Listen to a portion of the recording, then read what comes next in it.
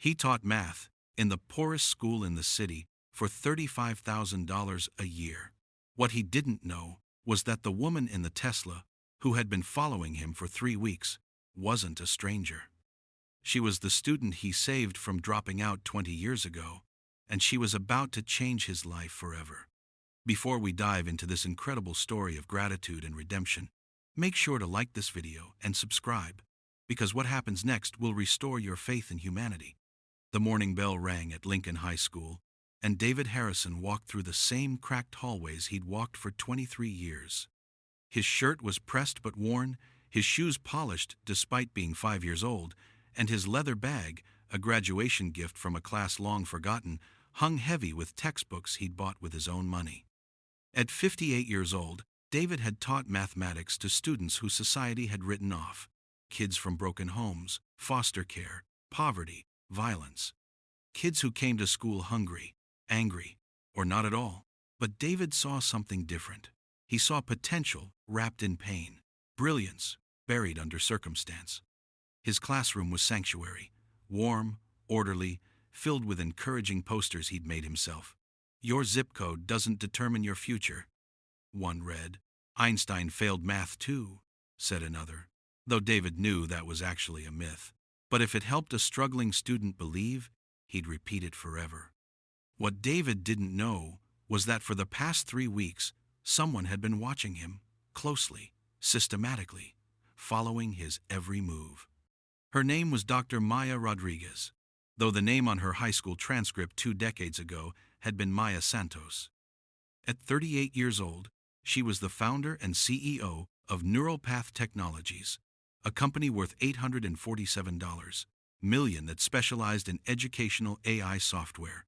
She drove a midnight blue Tesla Model S, wore designer suits that cost more than David's monthly salary, and lived in a penthouse overlooking the city. But none of that had been her destiny.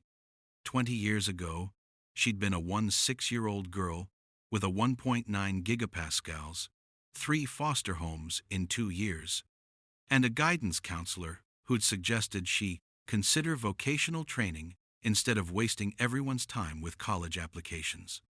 Then she'd met Mr. Harrison. She'd ended up in his algebra class by accident, a scheduling error. She sat in the back, hood up, headphones in, waiting for him to ignore her like everyone else did. But on the first day, David had done something nobody had ever done. He'd looked at her test from the previous year, seen through the failing grades, and recognized something. "You didn't fail because you couldn't do the math," he'd said quietly after class. "You failed because nobody taught you why it mattered." Over that year, David had stayed after school 3 days a week, tutoring her for free. He'd bought her a graphing calculator when she couldn't afford one. He'd written her college recommendation letters to 17 schools, paying the application fees himself. When her foster placement fell through 2 months before graduation, he and his wife had opened their home, giving her their daughter's old room while she finished senior year. He'd never asked for anything in return, never made her feel like charity, just believed in her when nobody else did. Now, 20 years later, Dr. Maya Rodriguez had everything, except the chance to say thank you. She'd lost touch with Mr. Harrison after college. Life had pulled her forward. Full scholarships, graduate school, startup funding, success after success. She'd always meant to go back, to find him, to tell him what his kindness had meant. But years became decades, and gratitude became guilt. Then, 3 months ago, during a TED Talk about educational equity, someone had asked her, "Who inspired you?" And suddenly, she was 16 again, sitting in that classroom, learning that she mattered. She'd hired a private investigator. It took 2 weeks to find him. Still teaching. Same school. Same salary he'd had 20 years ago.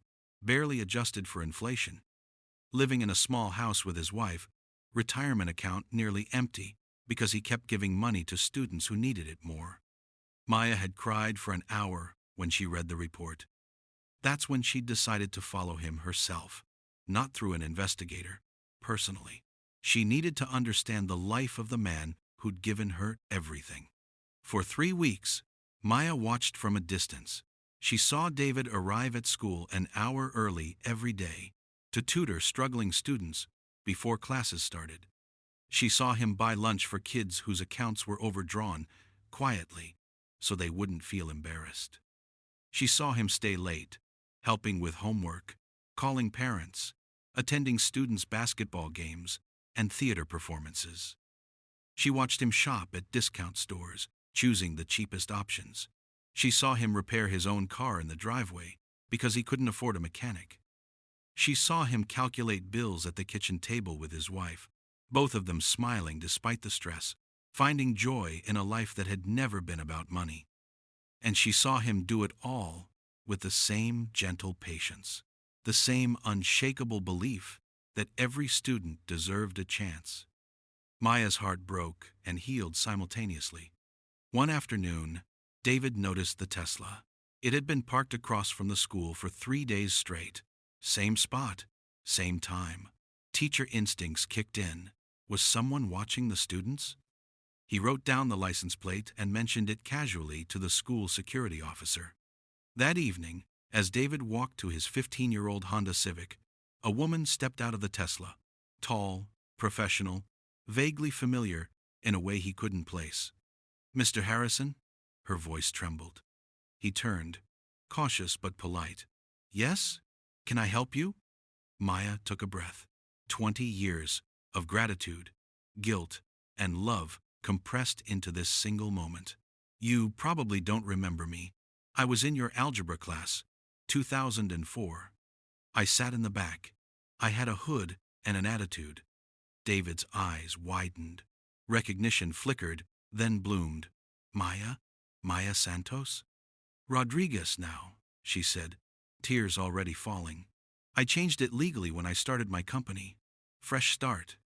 David stood frozen, decades of students' faces cycling through his memory until hers came into focus. The angry girl who'd become curious, then confident, then unstoppable. You went to Berkeley, full scholarship. I remember, you sent me a postcard your freshman year. You kept it? I kept all of them.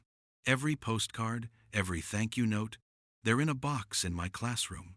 They remind me why I teach. Maya's composure shattered. "Mr. Harrison, I need to tell you something. You saved my life. Not metaphorically, literally. I was planning to run away the week before I ended up in your class. I had a bus ticket. I was going to disappear." David's breath caught. "But then you saw me. Really saw me. You made me believe I was worth something. And because of that, I stayed. I graduated. I went to college. I built a company. I have everything. And it all started because you gave an angry foster kid a chance." David wiped his eyes. "You did the work, Maya. You earned everything you have." "No," she said firmly. "We did the work. Together. And I've been trying to figure out how to thank you for 20 years. She pulled out an envelope. "I can't give you back those years, but I can do this. Inside is a check for $2 million. It's not charity, Mr. Harrison. It's a partnership." David's hands shook as he opened it. The number blurred through his tears. "I want to create the Harrison Foundation for Educational Equity," Maya continued. "You'll run it. You'll identify students like I was, kids the system has given up on. You'll give them what you gave me, someone who believes in them. Tutoring, resources, college application support, whatever they need. I'll fund it completely. And Mr. Harrison, you'll actually get paid what you're worth." David shook his head, overwhelmed. "Maya, I can't take this." "Yes, you can. Because it's not about you. It's about the hundreds of other kids who need a Mr. Harrison in their life. I became successful, but how many didn't? How many gave up because nobody saw them?" Her voice cracked. "Let me help you help them. Please. You gave me my future. Let me help you give futures to others." David looked at this woman, this brilliant, successful, compassionate woman who'd once been a lost teenager in his classroom, and he saw all the other students. The ones who'd slipped through the cracks. The ones he couldn't save because he was just one teacher with limited time and resources. Okay, he whispered. But on one condition. You're on the board. You tell your story. You show these kids that someone like them can make it. Maya nodded, unable to speak through tears. They stood in that parking lot and cried together. A teacher and his student. 2 decades of distance collapsed into an embrace. 6 months later, the Harrison Foundation opened its doors. David retired from Lincoln High, but he didn't stop teaching. He now mentored 47 students personally, with a team of tutors, counselors, and mentors supporting hundreds more. Maya visited every week, talking to students, sharing her story, showing them what was possible. She'd found something her company's success had never given her: purpose, rooted in gratitude. And David, for the first time in his 59 years, had the resources to match his heart. He could finally help every student who needed it, not just the ones he had time for. One evening, a 5-year-old girl with a hood and headphones sat in the foundation's study room, angry, defensive, written off by everyone. David sat down across from her with a gentle smile. "Let me show you something. You didn't fail because you can't learn. You failed because nobody taught you why it matters yet." The girl looked up, suspicious but curious. And David saw it. That flicker, that spark, the same one he'd seen in Maya 20 years ago. He smiled. Because some students don't need saving. They need someone who believes they're already worth it. If this story touched your heart, like, share, and subscribe. Because every student deserves a teacher who sees them, and every teacher deserves to be remembered.